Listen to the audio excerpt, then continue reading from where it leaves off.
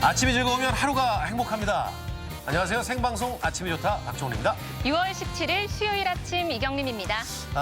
조금 심각한 얘기부터 먼저 시작을 하면 네. 어제 하루에 대전에 코로나19 확진자 수가 무려 9명이 나왔습니다. 네. 지금 뭐 집단 감염으로 이어지는 것이 아닌지 촉각을 곤두세우고 있는데요.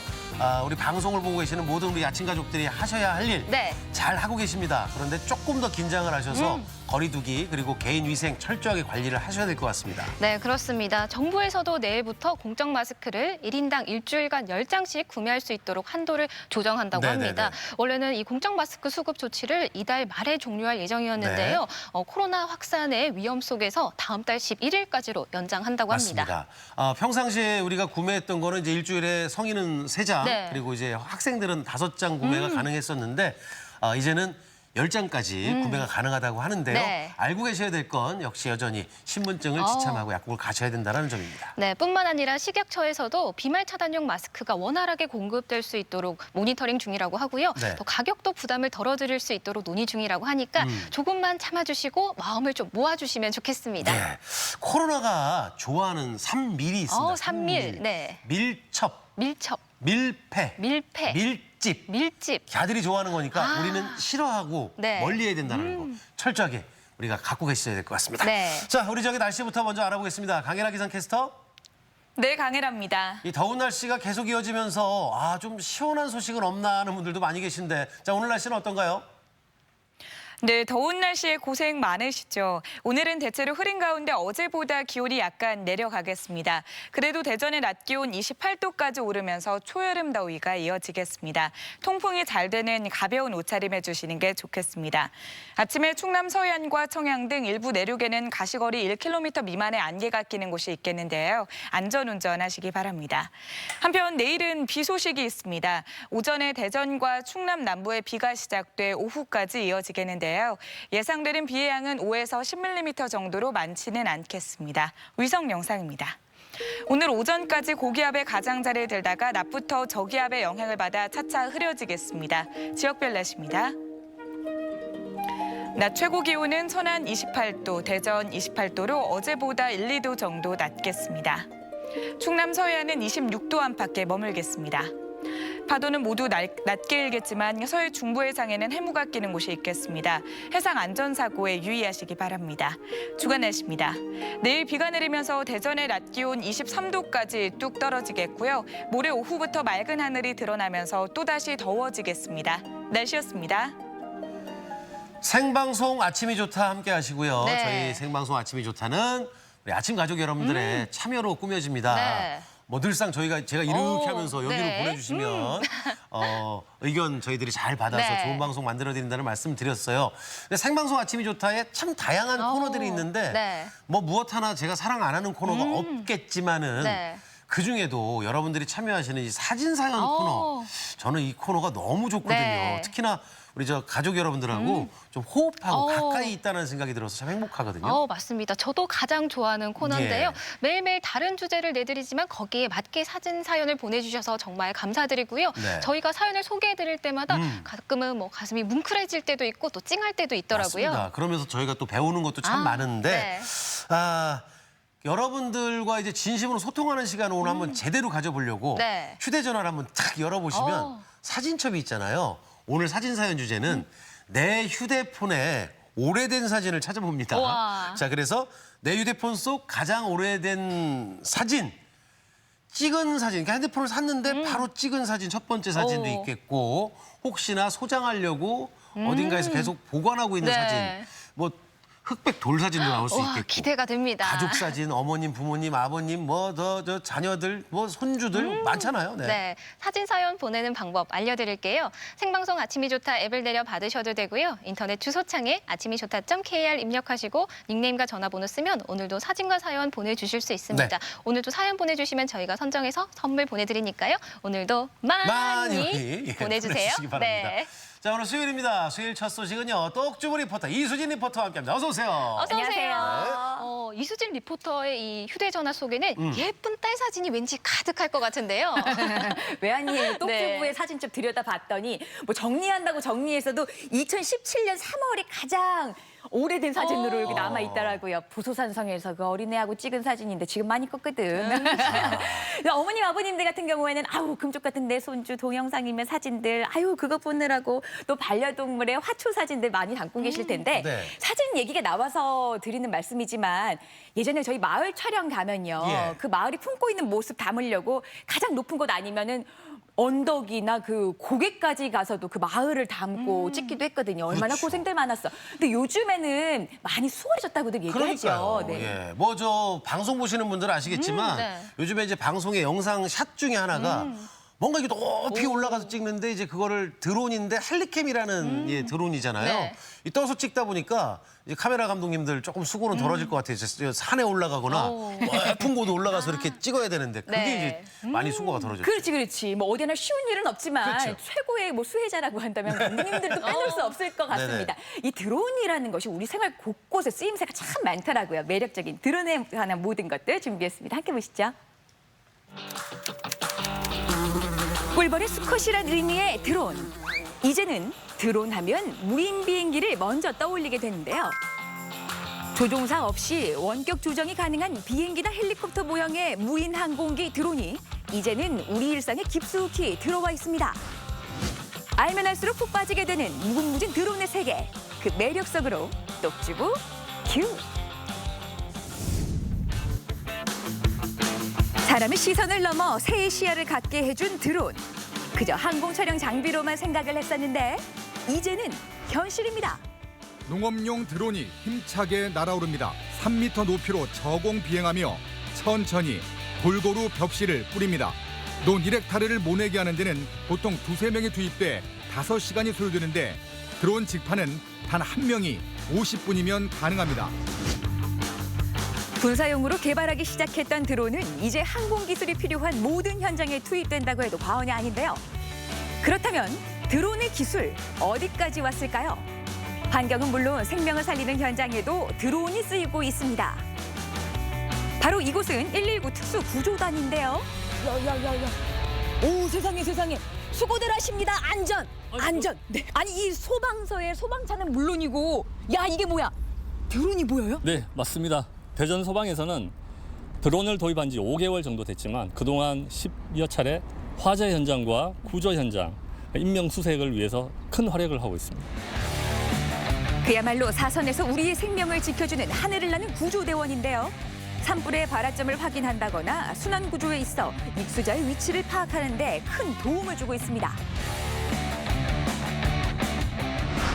보통 지상 대원은 이제 시야가 수평적이지만 우리 드론은 입체적인 시야를 갖고 있기 때문에 상공에서 전체적인 흐름이나 어떤 요구조자의 파악, 뭐 화재의 연소 상황, 그 전체적인 관제를 하기 때문에 소방에서 꼭 필요한 기체입니다.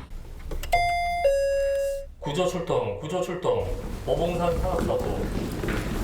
출동 지령과 함께 모두가 뛰기 시작하는데요. 아니 잠시만요. 지금 무척이나 긴박해 보이는데 무슨 일이에요? 현재 실제 상황은 아니고 산악에서 실적 사고가 일어났다고 가상으로 신고가 들어와서 저희가 이제 모의 훈련을 진행하고 있는 겁니다.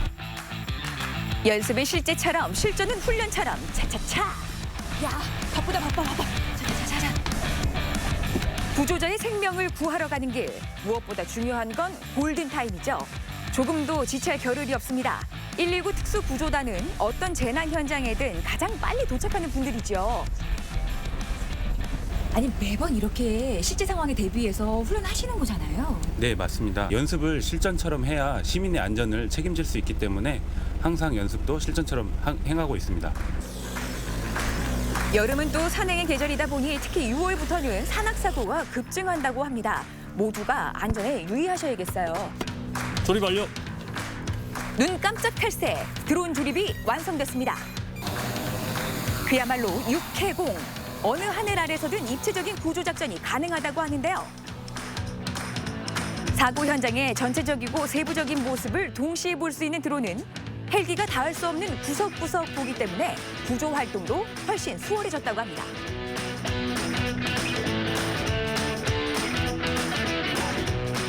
요구조자 발견. 위치는 정상에서 동서쪽으로 30m 부근입니다. 이제 구조의 바통은 대원들에게 넘겨졌습니다. 산악 조난 사고는 범위가 워낙 넓고 많은 시간과 인원이 필요하기 때문에 유기적인 움직임이 중요한데요. 산악 드론이 제3의 눈 역할을 톡톡히 하고 있습니다. 저희가 드론 활용해서 실제 골든타임을 확보를 해서 저희가 문평동이나 아니면 순환사고 때 실제로 사용하는 경우도 많거든요. 네. 이제 앞으로 저희 특수구조단이 화학이나 대테러, 그다음에 원자력이나 그런 이유 때문에 발대가 됐는데 실제 이 드론을 활용을 하면은 실제 저희 소방 활동에서도 매우 유익하게 사용할 수 있을 것 같습니다. 그야말로 이 드론이 일당백 역할을 톡톡히 하지 않나라는 생각이 드는데요. 앞으로도 잘 부탁한다 드론아 안전! 새로운 드론 서비스와 기술을 실제 도심지에서 구현해보는 드론 실증 도시로 대전이 선정됐다고 하는데요. 도심 한복판에서 실제 그 시민들한테 서비스가 될 수 있는 것들을 만들어서 테스트를 하는 거예요. 국토교통부에서는 대전을 포함해 4개 도시를 드론 실증 도시로 선정했습니다.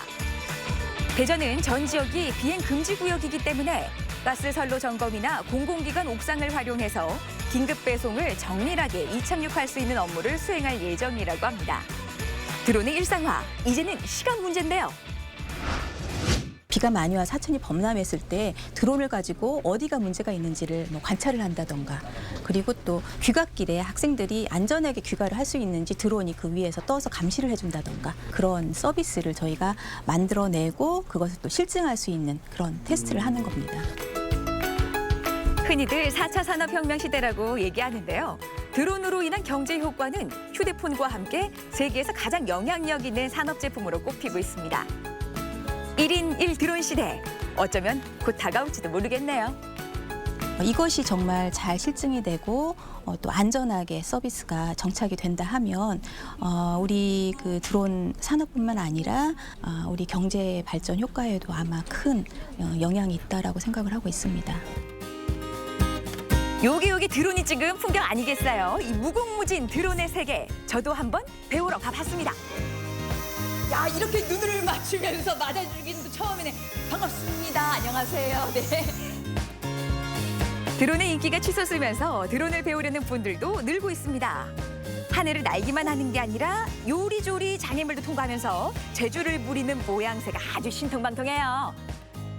지금 손끝에서도 이 드론을 내려놓지를 못하고 계세요.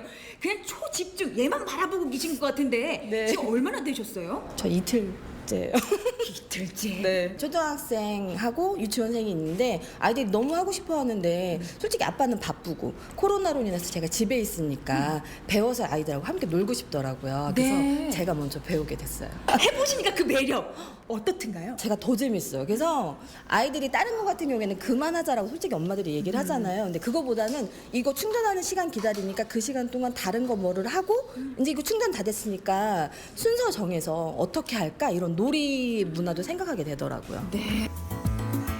드론이 대중화되면서 대학에 관련 학과까지 생길 정도로 큰 사랑을 받고 있는데요. 성별, 나이 구분이 없어요. 이제 뭐 드론 모르는 분들이 없을 정도인데요. 여전히 인기 대단하잖아요. 네, 그렇습니다. 한 2년, 3년 전만 해도 어린 아이들만 찾는다고 했으면 지금은 50대, 60대, 70대까지 찾고 계세요. 야, 연령층이 아주 다양해졌는데요.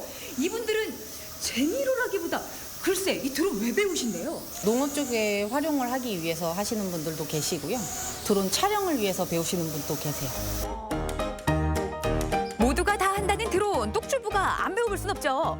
기초부터 탄탄하게 한번 배워봤는데요. 드론 사서 얼마 못 쓰고 망가지는 분들, 이게 이유가 있습니다.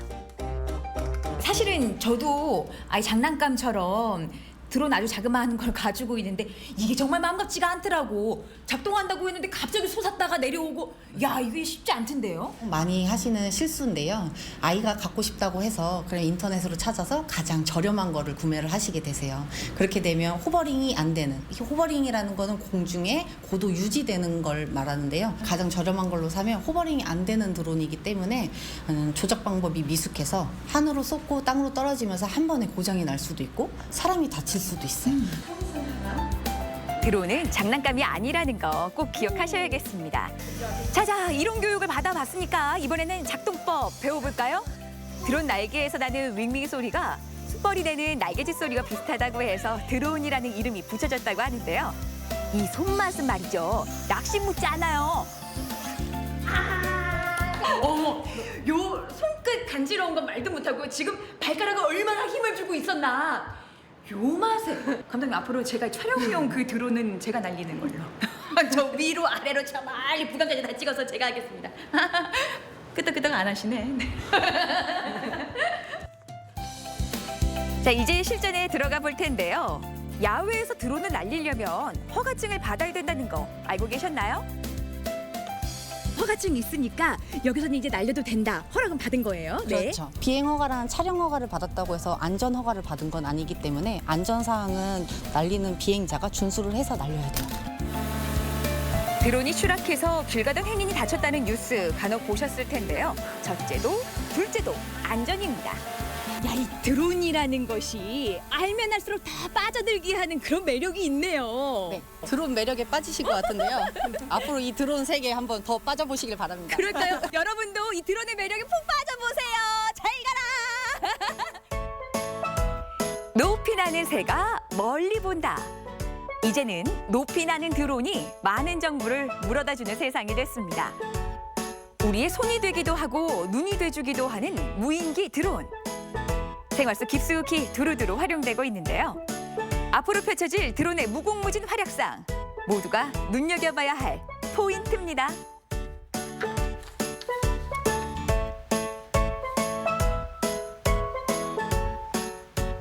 불과 몇 년 전에 제가 드론 대회를 사보러 가서 네. 뭐 이런 게 다 있을까 놀랐었는데 네. 그래서 저도 드론이 집에 있어요. 근데 안 되더라고요.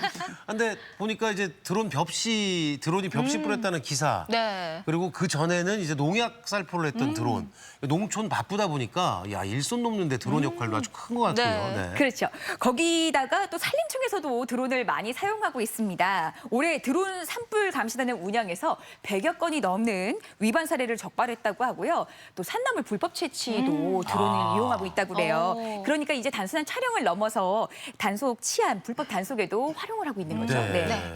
거기에 대전이 올해 드론 실증 지역 도시로 선정이 됐습니다. 앞으로 또 얼마나 다양한 역할을 해낼지 기대가 되는데요. 언제부터 시행이 되나요? 7월부터 본격적으로 드론 비행을 할 수 있다고 하는데요. 제주도 같은 경우에는 한라산에 구급 물품을 배송하는 서비스를 실증해 보고요. 또 고양시에서는 싱크홀 사고를 대비하는데 드론이 활용된다고 하네요. 우리 4차 산업혁명 시대 이 얘기하는데 정말 눈앞에 펼쳐져 있는 게 실감이 가더라고요. 네. 네. 뭐 드론하면 장난감으로 생각했던 그런 기존의 생각을 다 버려야 되는 것 같은데 네. 정말 무인 항공기라는 표현이 맞는 것 같아요. 높은 곳에서 넓은 시야로 우리에게 많은 도움을 줬으면 하는 네. 바람을 가져보겠습니다. 자, 다양한 드론의 세계 잘 봤고요. 이제 다양한 퀴즈의 세계로 여러분들을 초대합니다. 아침엔 퀴즈입니다.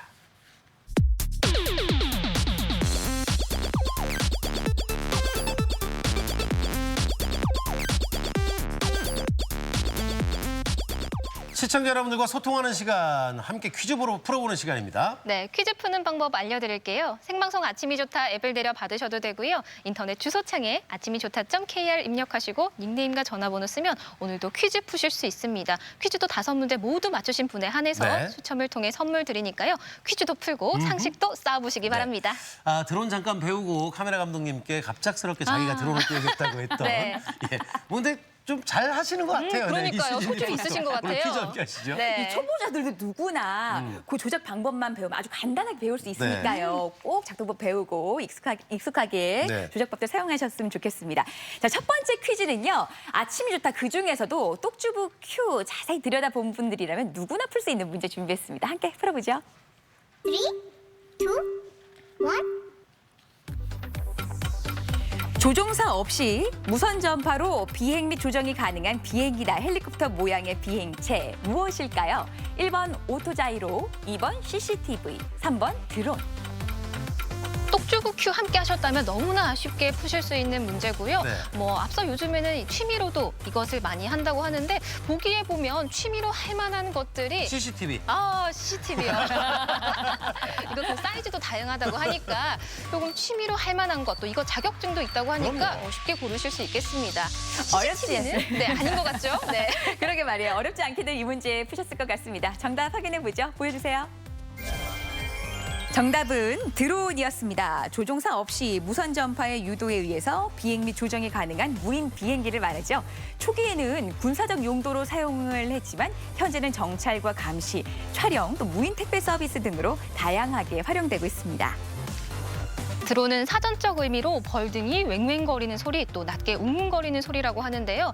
똑주부 큐에서 다양한 드론의 활용법을 알려드렸는데 앞으로도 그 어떤 활용을 할 수 네. 있을지 더욱더 기대가 됩니다. 중요한 것은 허가받지 않고 띄우면 안 된다는 거, 네. 그리고 자격증이 있다는 거 꼭 참고하시고 쉽게 생각해서 드론 밖에서 잘못 띄우셨다가 사고 납니다. 네. 큰일 난다는 점 참고하십시오. 자, 이제 두 번째 문제 갑니다. 두 번째 문제 주세요. 어떤 문제 나올까요? 아침엔 퀴즈 두 번째 문제 함께 풀어봅니다. 3, 2, 1. 산악지대에 분포하는 식용목의 포유류로 몸통이 가늘고 길며 무리지어 서식하는 것이 특징입니다. 육상 생태계 최상위 포식자로 알려진 이것은 무엇일까요? 1번 청설모, 2번 담비, 3번 오소리. 내가 미쳤어. 내가 미쳤어. 손자가 어울리는 걸 찾으시면 돼요. 야, 손천설모, 손담비, 손오소리. 손오소리. 아. 손오소리인가요? 아니죠? 아니겠죠? 네. 그 중에 하나. 네. 손이 잘 어울리는 그 가수보다도 전국 노래자랑에 나오셨던 그 어르신이 생각이 나는 생각이 노래였어요. 나네요. 네. 자, 1, 2, 3번 중에 여러분의 선택 궁금합니다. 보여주세요. 정답은 2번 담비래요. 식용목 족제비와 담비 속에 속하는 포유류죠. 전국의 산악지대에 분포하지만 서식지의 파편화로 분포지역이 감소하면서 환경부가 2급 멸종 위기종으로 지정해서 보호하고 있습니다. 네. 이 멸종 위기종인 담비는 울창한 숲을 가지고 있는 네. 이 국립공원 생태계 최상위 포식자로 불림을 하고 있는데 네. 이 최근에는 5월에 이제 꿀벌 사냥에서 양봉업계에 피해를 좀 주기도 했는데 등검은 말벌인데요. 피해를 주는 등검을 말벌을 네. 얘들이 잡는데요. 아. 그러니까 이제 양봉업자를 피해 주는 게 아니고 네. 거꾸로 그걸 방어하고 있는 오. 거죠. 근데 천적이라고 그러는데 생태계 먹이 사슬을 보호하고 유지하기 위해서 꼭 있어야 할 우산종이라고 그러는데 뭐 그저 손담비 씨한테 미안하지만 예, 하여튼 담비 우리가 담비. 또 잘 보호를 해야 될 것 같습니다. 네. 아 담비 참 이쁘게 생겼는데 예, 좀 위에 있는 포식자. 의외네요. 자 이제 세 번째 문제로 하겠습니다. 세 번째 문제 주세요. 네, 세 번째 문제는 OX 퀴즈로 풀어볼 텐데요.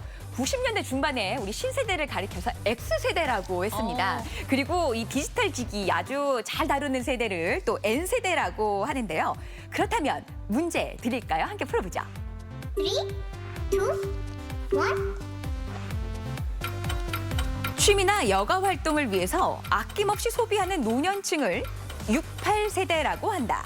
맞으면 O, 틀리면 X입니다. 이게 뭐 연식 얘기하는 거예요. 네. 68세대는 이제 잔나비 원숭이 띠인데 어. 대부분 요 표현을 할 때는 이제 개띠를 좀 많이 얘기를 하는데 그게 68인가? 어. 8은 8인데 네. 88 올림픽? 68. 네, 여튼 6은 아닌 것 같네요. 네. 뭐 고개를 갸우뚱. 그래서 어디서 들어보긴 한 것 같은데 68이라고 했던가? O냐 X냐 보여주세요. 정답은 X입니다. 이 취미나 여가 활동을 위해서 아낌없이 소비를 하고 열정적으로 살아가는 노인층은 58세대라고 해요. 58세대는 경제력을 갖춘 5060 세대를 이끄는 말인데요. 베이비 부머 세대인 58년생을 뜻하기도 합니다.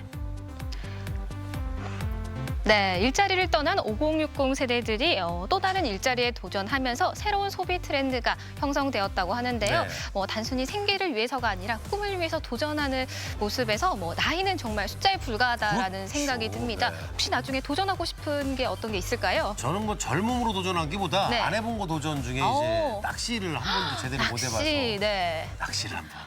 강태공이 되는 그날까지 아유. 응원을 한번 해보도록 요트 사야 하겠습니다. 되는데. 일이 점점 커지네요. 네, 일이 점점 넘어갔나 봐요. 커지네요. 예. 네. 욕심은 과하면 안 된다는 거 참고하십시오. 자, 이제 문제 계속해서 네 번째로 이어질 텐데. 자, 재밌으시죠? 계속 맞추겠습니다. 네 번째 문제 주세요.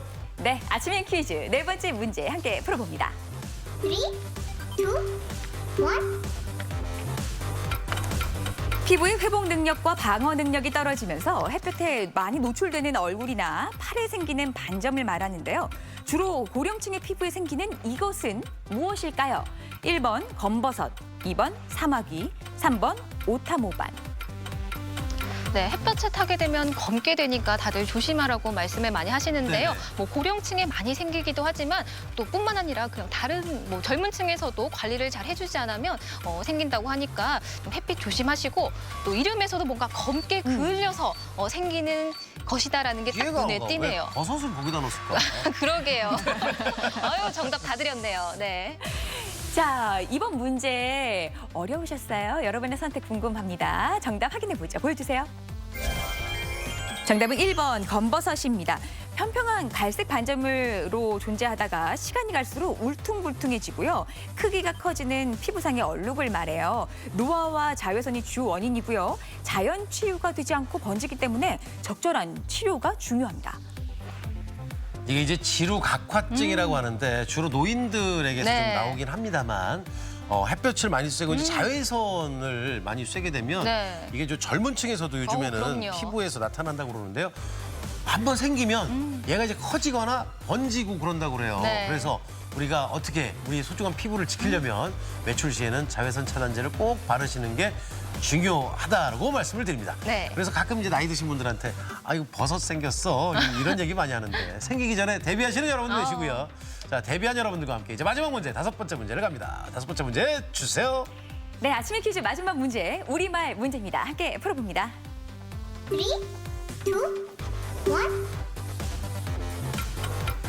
다음 중 갑자기 소름이 끼치도록 무섭고 끔찍함을 이르는 표준어로 알맞은 것 무엇일까요? 1번 섬찟하다, 2번 섬찟하다. 어떻게 쓸까요, 여러분? 무섭고 그러면 이제 강한 표현을 좀 쓰게 되는데 네. 이 짓을 하는 것과 좀 뭐 맘짓 아우 막 찢어지고 이런 것과 오. 차이가 좀 있겠지만 네. 하여튼 강한 표현이 맞다라고 저는 생각을 해요. 무섭고 끔찍하니까. 네, 뭐 섬짓한 것보단 이게 조금 더 어울리지 않나 싶어요. 네. 두 분은 조금 더 세게 이게 된소리를 내야 되지 않을까 이쪽으로 많이 기울었어요. 여러분은 어떠세요? 정답 확인합니다. 보여주세요. 맞네요. 섬찟하다 이렇게 씁니다. 갑자기 소름이 끼치도록 무시무시하고 끔찍하다. 갑자기 소름이 끼치도록 놀람을 이르는 말이죠. 유의어로는 섬뜩하다가 있습니다. 네, 아침의 퀴즈 오늘도 5문제 모두 풀어봤는데요. 많은 분들이 함께해 주셨습니다. 5문제 모두 맞추신 분에 한해서 추첨을 통해 선물 드립니다. 네. 그 드론 얘기 한 번 더 여쭤보고 좀 네. 넘어갈까요? 진짜 아까 그 화면에 나온 게 처음 만져본 거예요? 오. 집에서 샀던 걸 빠방 하고 말고? 빠방 하고 이제는 안 하고 손 내려놓고 있다가 늘 감독님만 바라보다가 야, 이 조작 방법 어렵지가 않. 1시간 안에들 다 초보자들 이렇게 배우시고 재밌게 즐기실 수 있다고 하니까요. 주부들도 많이 찾아오시고요. 그러니까. 또 어르신들도 네. 앞서 말씀드린 뭐 농촌 일 농업용으로도 하면서. 많이 하려고 또 취업용으로도 많이들 이용하신다고 하니까 한번 배워보시는 거 적극적으로 권합니다. 예, 결론 드리면 이수진 리포터가 운전을 했습니다. 예, 다 된다라는 결론을 맺으면서 좀 미안한데요. 자, 오늘 퀴즈까지 함께했습니다. 이수진 리포터 수고하셨습니다. 고맙습니다.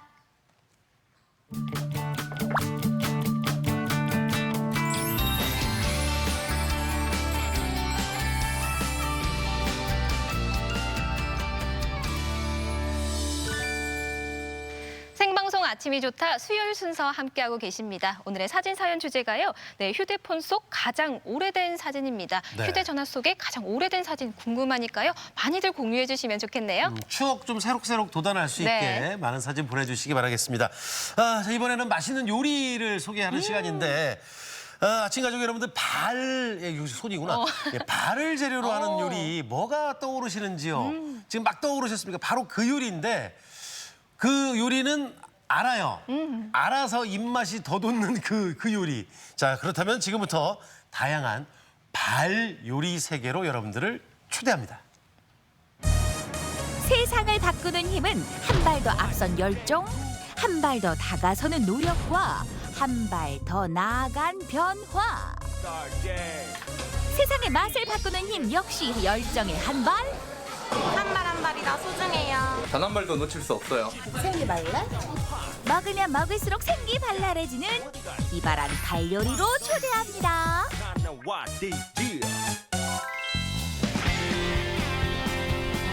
발로 요리했다고 우습게 보지 마라. 진짜 발 요리는 고수들의 손 안에 있단 말씀. 오래된 한옥부터가 남다른 이곳의 메뉴는 저희는 이거밖에 안 해요. 딱 하나뿐인 메뉴가 담긴 양은솥. 마당 한가운데를 차지한 너는 누구?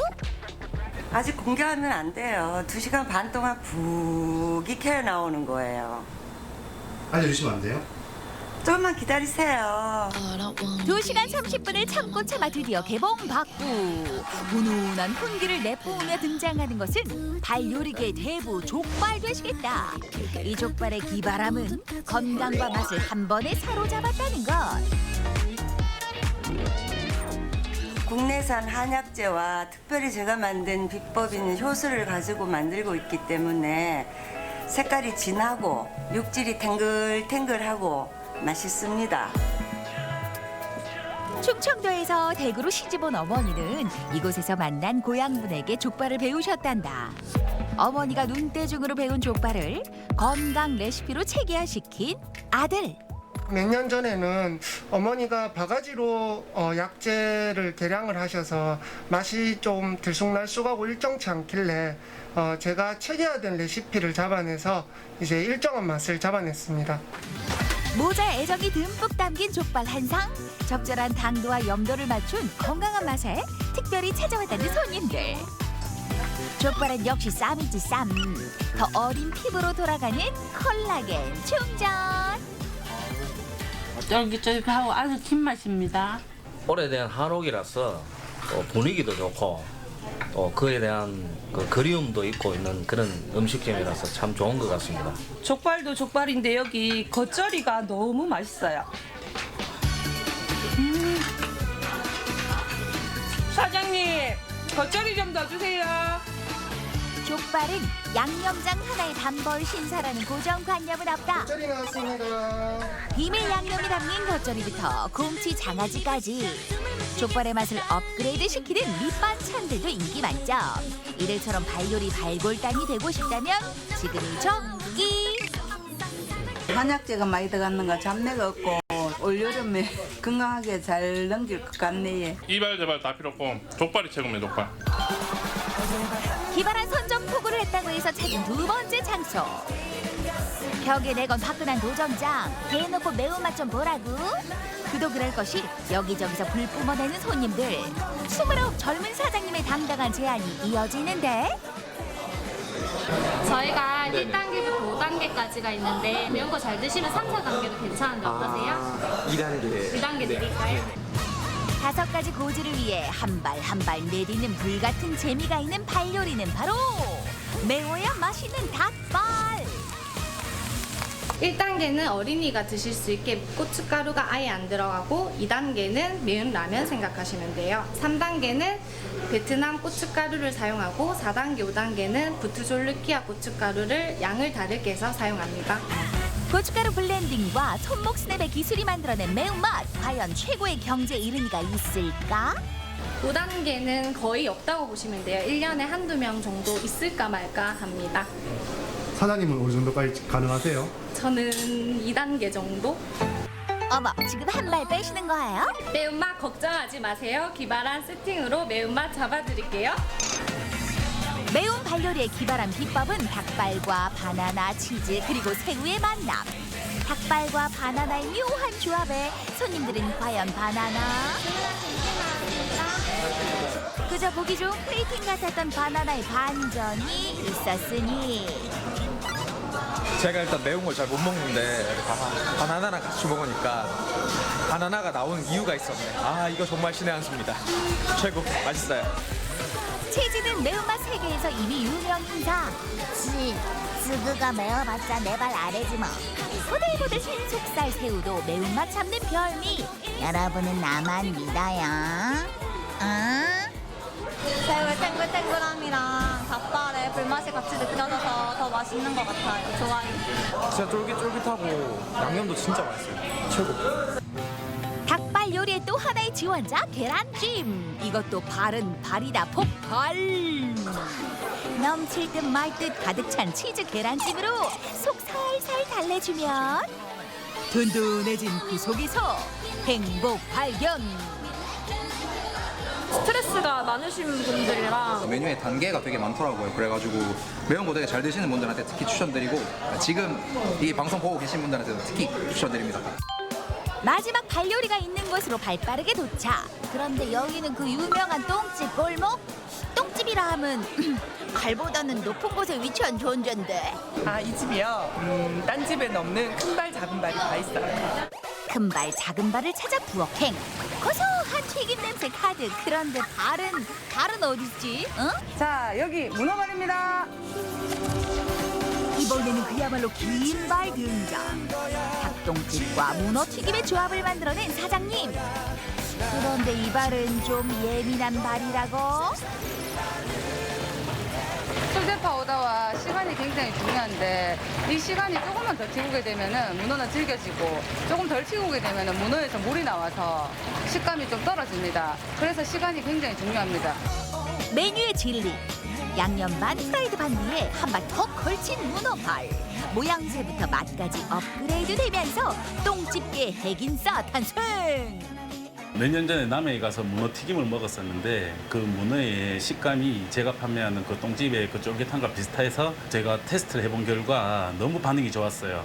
그래서 이제 그에 비슷한 오징어도 한번 튀겨서 해봤는데 그 역시 반응이 너무 좋아서 지금까지 이렇게 조합을 이뤄서 판매하고 있습니다. 손님 상으로 옮겨진 문어발 똥집. 푸짐한 매력 발산, 고소한 향기 발산. 오, 문어 크다. 어머, 얘 이런 건 꼭 찍어야 돼. 자, 문어 튀김 먹기 좋게 잘라서 쫄깃한 똥집 튀김과 함께 먹으면 입안에서 또 한 번의 행복 발견. 겉은 바삭하고 속은 쫄깃한 이 맛 아무 데서나 볼 수 없다. 이게 배고밖에 없어요. 되게 고소하고 쫄깃하고 맛있어요. 저 자주 오는데 스트레스 받을 때, 뭐 씹고 싶을 때 작은 발, 큰 발 다 씹으러 자주 옵니다. 통 오징어 튀김이 함께하는 작은 발도 등장. 아이들 입에 안성맞춤인데 이 맛에 어울리는 사자성어가 있었으니 바로 겉바속촉. 똥집만 먹어도 맛있는데 문어까지 있으니까 더 특이하고 좋네요. 아, 당연히 어려운데 힘든데 고생하는 남편 생각이 나요. 이 집 너무 맛있다. 같이 먹으러 와요. 갈매기 어려운 맛 즐겨보세요. 한 발도 놓칠 수 없는 매력에 푹 빠진 사람들. 더워지는 날씨와 피로에 지친다면 일상에서 한 발 물러나 특별한 발 요리와 만나보면 어떨까? 평범한 일상에 또 다른 발견이 될 것이다. 야, 저 대구가 똥집 유명한 건 네. 알거든요. 그런데 이제 똥집하고 문어 튀김인데 네. 발을 우리가 족발, 닭발만 얘기했지 문어발 생각은 안 했잖아요. 그러니까요. 와, 그 식감 상상만 해도 착 와닿는데 네. 아, 드신 분 얘기가 작은 발, 큰 발 얘기하는 거 보니까 참 좋네. 야, 이게 표현 확 와닿지 않습니까? 네. 야, 그리고 뭐니 해도 발 요리의 최고봉은 저는 족발이라고 그렇죠. 생각하거든요. 여성분들 특히. 네. 보들보들, 야들야들, 탱글탱글. 저도 족발 참 잘 먹는데 네. 언제 한번 족발 드시러 가시죠? 아, 저랑요? 네. 저는 닭발을 좋아. 아, 그러면 두 군데 다 가도록 그럴까요? 하겠습니다. 네. 네. 이 매운 닭발에 바나나 얹어서 먹는 것도 제가 매운 거 좋아하는데 처음 느끼는 건데 한번 네. 꼭 해봤으면 좋겠어요. 맵짠, 단짠. 이게 다 복합이 될 것 같은데 네. 오늘 저녁에 뭐 코로나19 말씀도 드렸듯이 바깥으로 많이 외출하기 어려우시다면 배달을 좀 그럼요. 하셔서 네. 그걸로 한번 또 느껴보시는 건 어떨까 하는 생각이 듭니다. 자, 가족들과 함께 행복한 시간 오늘 요 재료 발로 한번 네. 해보시죠. 자, 계속해서 이어지는 시간은 사회 이슈가 되는 여러 가지 이야기들을 좀 전문가와 함께 재밌고 좀 쉽게 풀어보는 시간이죠. 수요일과 함께하는 수요 초대석 시간 함께하겠습니다. 네, 지난주 일요일이었죠. 6월 14일이 세계 헌혈자의 날이었습니다. 네네. 특히 요즘 더 와닿는 것 같아요. 코로나 때문에 이 맞아요. 헌혈이 정말 절실하다고 하잖아요. 그렇습니다. 네.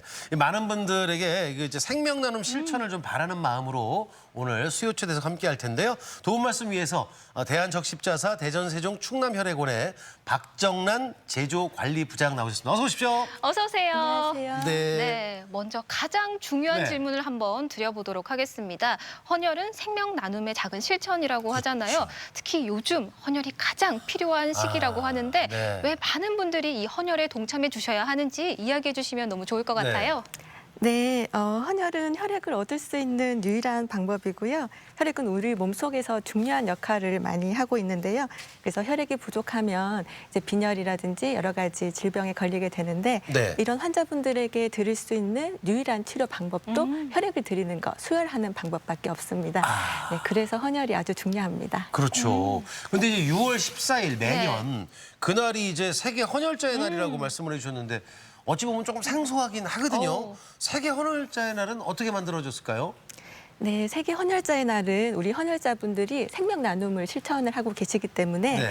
우리 헌혈자분들에 대한 감사의 마음을 전하기 위해서 2004년에 제정이 된 날이고요. 네네. 그리고 6월 14일은 우리가 잘 알고 있는 에비오 혈액형, 아주 중요한 에비오 혈액형을 처음 만드신 칼 랜드스타이너라는 분이 계신데 네. 이분의 생일을 기려서 그렇게 제정을 했습니다. 아, 그분 생일이군요. 네, 또 새로운 지식을 하나 얻어갑니다. 또 무엇보다 지금은 사상 초유의 혈액 수급 난이라고 그러게요. 하잖아요. 네. 그런데 뭐 헌혈 부족이라는 게 어떤 기준인지, 현재 정확히 어떤 상황인지도 함께 설명을 그렇게요. 해주시면 네. 좋겠어요. 네. 네, 올해는 이제 코로나19 상황으로 해서 작년보다는 전반적으로 헌혈이 많이 줄어들었고요. 네. 또 이제 아무래도 시민분들이 이 사회적 거리두기를 하셔야 되고 저희 쪽으로 방문도 많이 줄어들게 됐습니다. 예. 그리고 특히 이제 단체 헌혈에서도 이제 평소에 학생들이 헌혈을 열심히 해주고 있었는데 올해는 학교가 이제 개학도 늦어지고 이런 문제가 있다 보니까 이제 그 단체 헌혈도 많이 줄어들게 됐습니다. 그러면 이제 구체적으로 표를 한번 보시면은요. 네네네. 지금 나오고 있네요. 네, 전체적으로 이제 전국에서는 약 한 12만 명 정도가 헌혈자분들이 감소를 하셨고요. 헌혈의 집에서는 한 3만 명 정도, 네. 또 이제 단체 헌혈에서는 한 9만 명 정도 감소를 하셨어요. 그렇군요. 네, 그리고 이제 저희 지역에서는 한 전체적으로 한 9,800명 정도가 감소를 하셨는데 네네. 네, 헌혈의 집에서는 조금 양호했지만 단체 차량에서 이제 특히 많이 감소를 했습니다. 네. 네, 이제 학생들이 헌혈이 이제 많이 줄어든 것이 가장 큰 영향이 있었던 것 같습니다. 그 헌혈 같은 경우에 지금 이제 뭐 말씀을 좀 이어서 하면은 이제 그 비축분이라고 그래야 되나요? 네. 그게 또 있어야 되는데 그것도 이제 부족한 날짜가. 네네. 저희가 이제 혈액 보유량을 계산을 할 때는 네네. 보통 일일 사용하는 양의 몇 배 정도를 이제 가지고 있는가로 네네네. 나타내고 있는데요. 이제 적절한 양은 한 5일분 이상을 가지고 있는 것이 가장 네네. 적절합니다. 그런데 올해같이 이제 어려운 상황에서는 한 3일분에서 5일분 사이로 저희가 겨우 유지를 하고 있었습니다. 그리고 또 특히 뭐 상황이 더 심각했을 때는 3일분 이하로도 떨어진 적이 있어서 그때 이제 5월 중순경에 중앙재난대책본부에서 헌혈을 좀 독려하는 재난 문자를 보내주시기도 하셨는데요. 네네네. 그때 이제 시민들께서 많이 호응을 해주셔가지고 상당 부분 올라가서 지금 현재 이제 보유량은 한 4.5일분 정도로 그렇군요. 올라가긴 했지만 아직 적정한 수준은 아니고요. 네. 아직 관심이 많이 필요한 단계입니다. 그렇습니다.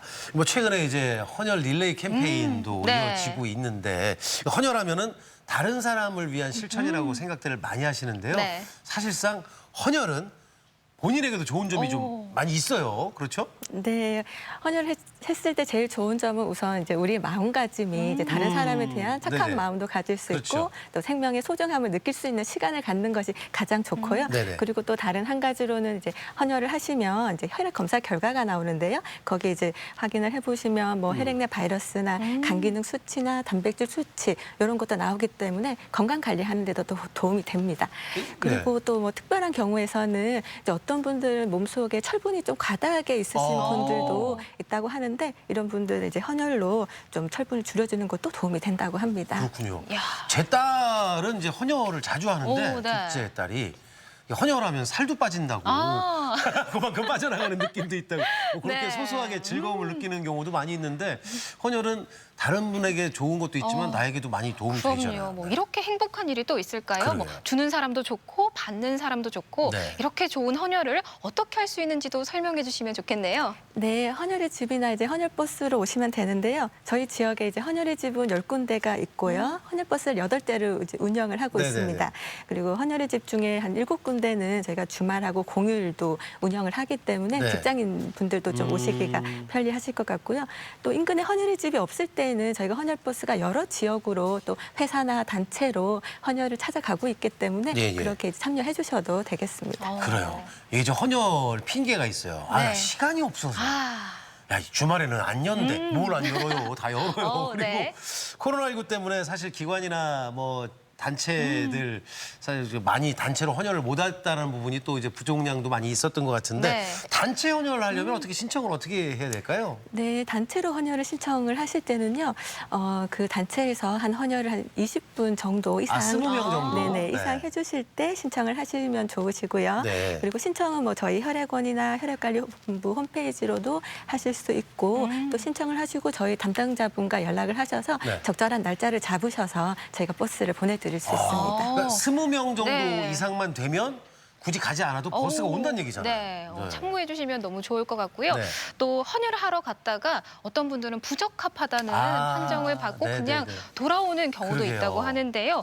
헌혈을 하기 위해서는 헌혈자의 조건에는 어떤 게 있을까요? 네, 헌혈은 이제 건강할 때 하셔야 되기 때문에 건강 관련 조건들이 여러 가지가 있고요. 우선 나이 제한도 있고요. 체중 제한도 있습니다. 네. 그리고 또 어떤 중요한 질병으로 치료를 받으시거나 약물 복용 중이실 때는 안 되는 경우가 많이 있으시고요. 네. 또 최근 1개월 안에 외국 여행을 다녀온 경우에도 외국에 어떤 감염병 위험이 있을 수 있기 때문에 헌혈이 또 제한되고 있습니다. 그러니까 나이가 이제 지금 나오는 것처럼 16세에서 이제 69세 네. 남자하고 여성분들하고 이제 체중이 있어요. 남자는 50kg이 50kg? 넘어야 되고 네. 여자는 45kg이 넘어야 되고 너무 날씬하면 못 한다는 거잖아요. 그러니까요. 예, 그러니까 이제 그게 건강에 딱 마지노선이 아닌가. 네. 남자는 50 넘어야 되고 여자는 45가 넘어야 되고 네. 그래요. 그렇게 헌혈의 조건을 갖췄습니다. 이제 헌혈을 하고 싶어서 갔어요. 아직 한 번도 혹시 안 해보셨다면 요것도 궁금할 텐데 네. 시간이 오래 걸리거나 뭐 이런 걱정도 절차 걱정하시는데 그렇게 어렵지 않지 않습니까? 네, 헌혈 절차는 간단하고요. 뭐 짧으면 시간이 한 30분 정도 걸리고 네. 길면 한 1시간 내외 정도로 하실 수 있을 정도로 간단합니다.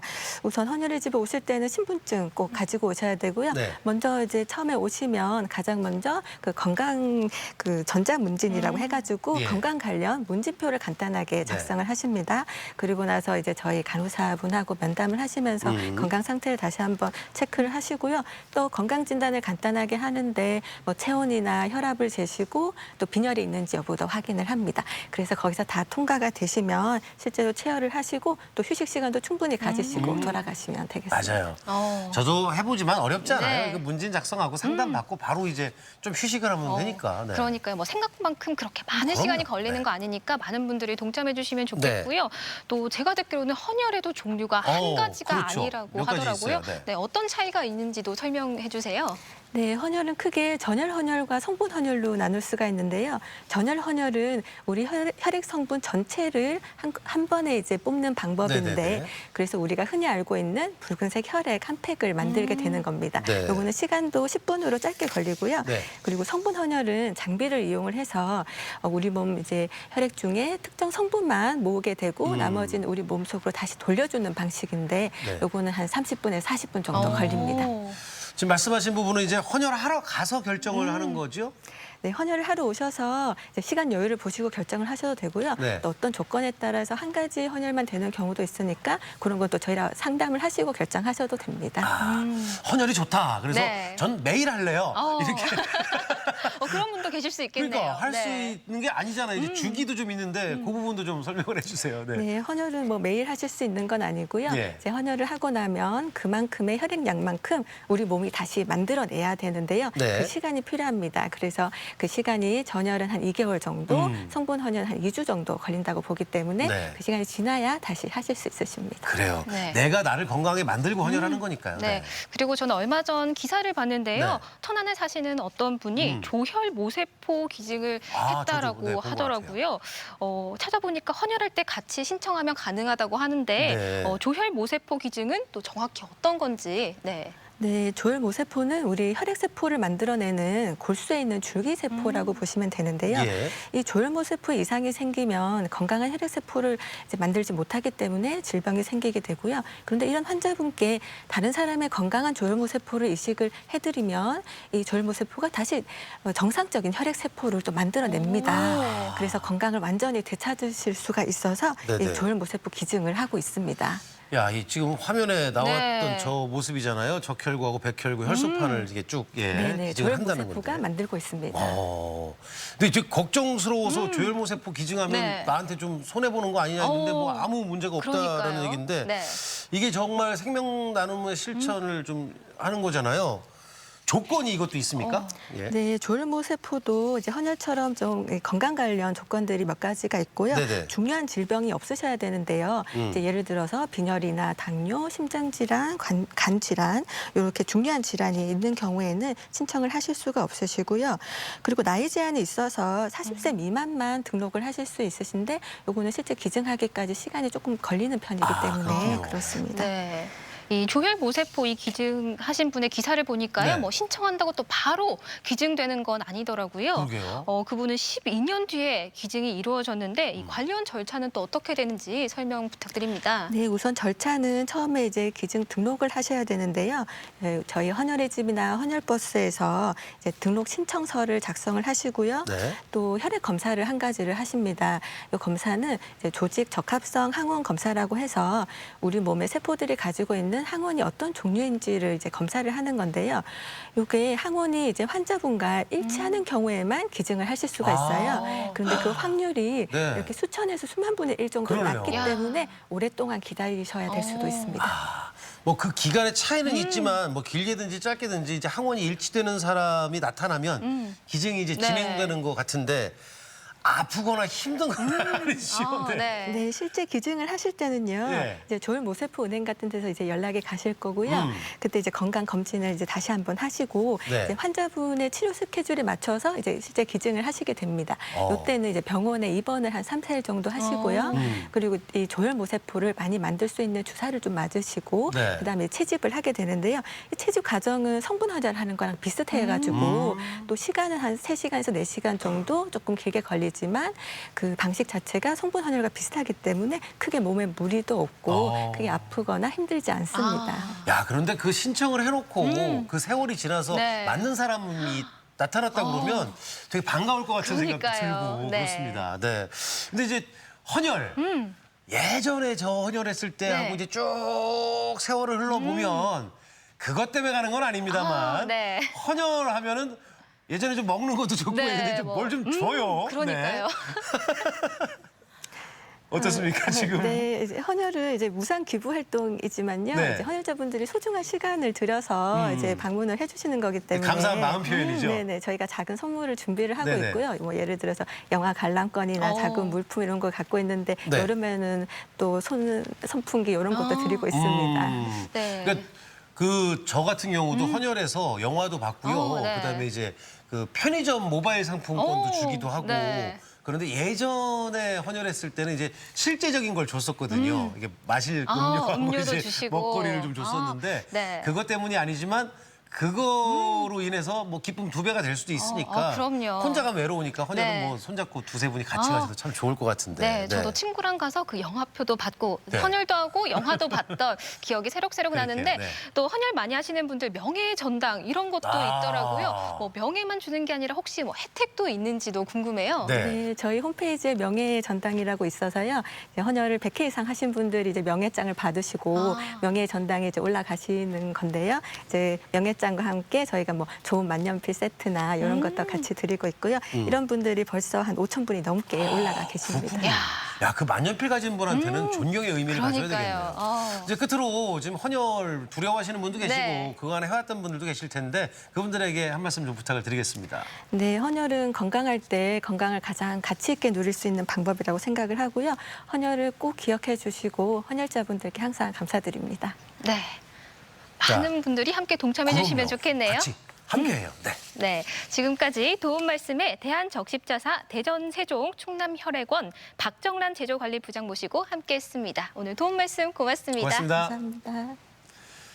계속해서 우리 지역의 날씨 알아보겠습니다. 강혜라 기상캐스터. 네, 오늘은 대체로 흐린 가운데 어제보다 기온이 약간 내려가겠습니다. 그래도 대전의 낮 기온 28도까지 올라 예년 이맘때 초여름 날씨가 이어지겠습니다. 통풍이 잘 되는 가벼운 옷차림 해주시는 게 좋겠습니다. 오전 동안 우리 지역 곳곳으로는 초미세먼지 농도가 일시적으로 높아질 수 있겠습니다. 더욱더 신경 써서 마스크 착용하셔야겠습니다. 내일은 비 소식이 있는데요. 오전에 대전과 충남 남부에 비가 시작돼 오후까지 이어지겠습니다. 예상되는 비의 양은 5에서 10mm 정도로 많지는 않겠습니다. 위성 영상입니다. 오늘 오전까지 고기압의 가장자리에 들다가 낮부터 저기압의 영향을 받아 대체로 흐린 날씨가 이어지겠습니다. 지역별 날씨입니다. 낮 최고 기온은 천안 28도, 세종과 대전 28도로 어제보다 1, 2도 정도 낮겠습니다. 충남 서해안은 26도 안팎에 머물겠습니다. 파도는 모두 낮게 일겠지만 서해 중부 해상에는 해무가 끼는 곳이 있겠습니다. 해상 안전사고에 유의하시기 바랍니다. 주간 날씨입니다. 내일 비가 내리면서 대전의 낮 기온 23도까지 뚝 떨어지겠고요. 모레 오후부터 맑은 하늘이 드러나면서 또다시 더워지겠습니다. 날씨였습니다. 생방송 아침이 좋다는 뭐 계속 말씀을 드리는데 네. 늘 여러분들의 사연을 기다리고 있습니다. 오늘도 이만큼 포장을 해서 네. 여러분들이 보내주시면 방송에 도움도 되고요. 함께하는 즐거움이 있겠습니다. 네, 계속해서 시청자 여러분의 이야기 만나보도록 할 텐데요. 오늘의 사진 사연 주제가 휴대폰 속 가장 오래된 사진이었습니다. 한 분씩 만나보도록 할게요. 어이쿠, 흑백 사진 나타났다. 0123번님 60대 주부예요. 며칠 전 우연히 50년 전 사진을 발견하고 핸드폰에 저장했던 사진. 이야. 옛날 어릴 적 사진 보니 돌아가신 부모님 그리워지는데 참고로 세 번째 사진 체크무늬 입은 아이가 저랍니다. 왼쪽에. 이야. 50년 전 사진이에요. 아직도 잘 간직하고 계시네요. 그러게요. 너무 멋집니다. 부모님 또 뵙고 싶다는 네. 사연까지 함께. 어휴. 1092번님 핸드폰 사진첩에 보다가 우리 아들 태아 사진이 있더라고요. 세상 밖으로 나오기 전이었는데 지금은 벌써 12살이 되었습니다. 12년 전. 와, 아직도 엄마밖에 모르는 우리 아들 사랑해. 야, 어머나. 저 사진을 갖고 있으니. 네, 아유. 어우, 잘생겼는데요. 7471번님 6년째 사용하고 있는 핸드폰 오래 쓰시네요. 처음으로 찍고 저장한 사진이 아들 군대 보내고 훈련소 조교됐을 때 사진입니다. 지금 봐도 마음이 뭉클하고 한편으로 정말 든든한 아들 모습. 야, 6년 사용하신 핸드폰인데 네. 아들이 잘생겼는데 그러니까요. 조교를 했군요. 멋집니다.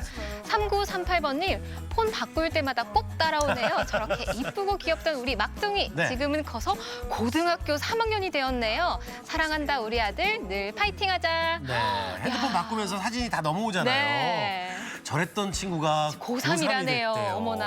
야. 1541번님, 제 아들 사진이 제일 오래된 사진이에요.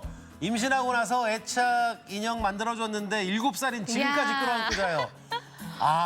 직접 만드신 그러니까. 거네요. 우와. 아이고, 저 이뻤던 친구가 지금도 이쁘겠지만 네. 7살.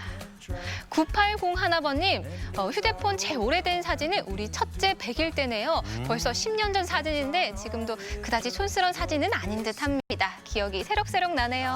어머나. 네. 100일 사진인데 10년 전 2010년도 사진을. 참 좋네요. 추억. 네. 3543번님 2016년 처음으로 빵 배울 때 찍은 사진인데요. 오, 네. 이런 거 만들 줄 아네 하며 신기했습니다. 빵 먹을 줄만 알았지 만들기는 처음이라서 기념으로 찍어놨다고. 첫 빵 사진. 그러니까 야, 사진은 다시 한번 그때를 기억하게 해서 네. 너무 좋은 것 같습니다. 네, 오늘도 사연 보내주신 분들 가운데 선정해서 선물 보내드리고요. 네. 오늘도 근사한 사진 보내주신 모든 분들께 감사드립니다. 찬란한 백제의 문화가 숨쉬고 있는 충청남도 공주. 백제의 흔적을 고이 간직하고 있는 국립공주박물관과 백제왕의 마지막 휴식처 정지산 유적지까지 공주로의 시간 여행 날따라 와유에서 떠나봅니다. 지하철 타고 숨은 그림 찾기. 내일은 대전의 과거와 현재를 잇는 대표 관문이죠. 대전역을 찾아갑니다. 젊은이들의 핫플레이스로 손꼽히는 소재 등을 둘러보고요. 시간이 머물러 있는 흔적과 현대화된 먹거리 공간까지 대전의 숨은 매력 만나보겠습니다. 네, 몇 해 전 유엔에서 파격적인 연령 기준을 네. 내놓았습니다. 잘 들어보세요. 18세에서 65세가 청년입니다. 청년. 그리고 79세까지가 중년이고요. 네. 99세까지가 노년. 그 이상을 살고 계신 분들이 이제 장수노인 이렇게 구분했는데 평균 수명이 그렇게 늘어난 거죠? 네, 맞습니다. 영국에서도 중년의 신호를 알아보는 10가지 항목을 조사했는데요. 네. 재밌더라고요. 몇 가지를 살펴보면 전자기기 작동법이 둔해진다. 네. 그리고 몸을 굽힐 때 아쿠쿠쿠 뭐 이런 신음소리가 예. 난다. 또 시끄러운 술집을 싫어한다. 또 의사나 선생님, 경찰관들 나이가 젊다고 생각된다 등등등이 있다고 합니다. 몇 개 예를 들었는데 저는 다 해당이 되면 이거 어떡하나. 나이는요 숫자에 불과합니다. 이 몸 나이도 좋고 나이도 있지만 네. 정신 좀 건강하게 젊게 사는 게 좋겠죠. 자, 저희는 내일 아침 8시 30분에 다시 인사드리겠습니다. 함께해 주신 여러분 고맙습니다.